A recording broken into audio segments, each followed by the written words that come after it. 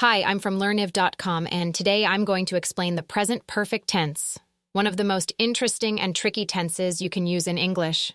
Let's look at the explanation on the timeline. We use the present perfect tense to describe actions that began in the past but are still valid in the present.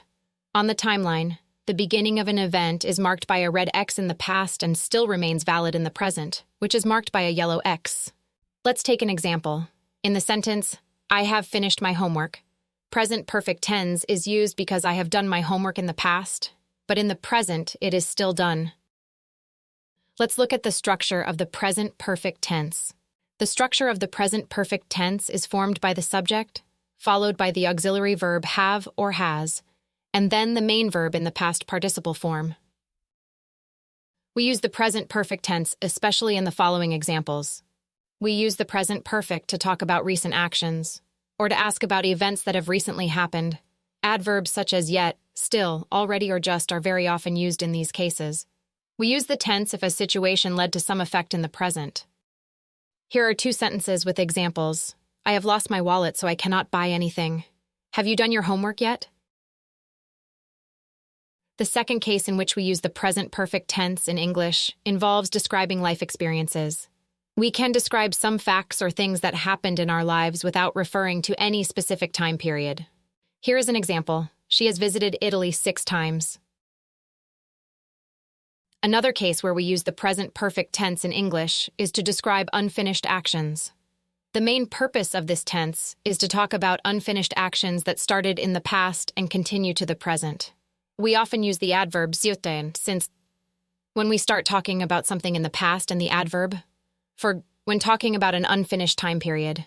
Here are two sentences with examples. We have lived in Prague for 5 years. They have lived together since 2009. We also use the present perfect tense in combination with the adverbs never and not never, which are commonly applied when talking about positive or negative situations in our lives. Here is an example. I have never been to Moscow. This tense is also used to describe a finished period in someone's life. If the person is no longer alive, we cannot use the present perfect tense, but instead would use the past simple. But because the person is still alive, we can use the present perfect to talk about a finished event in his life. Here's an example. My wife has been in Budapest for 6 months. Another case where we use the present perfect tense is for a finished action with results in the present. This is usually some kind of event that recently happened. Here is an example. He has stolen my keys. Let's look at the most common mistake, substituting the past simple tense for the present perfect tense. The main difference between the present perfect tense and the past simple tense is the duration of the event. While the past simple tense describes an action that was completed in the past, the present perfect tense refers to events that started in the past and continue or still have relevance in the present. We describe the past simple tense in a separate article and video on our blog Learniv.com. Here's an example. The present perfect tense is used when we are talking about an action or condition that began in the past and continues into the present or still has an impact on the present.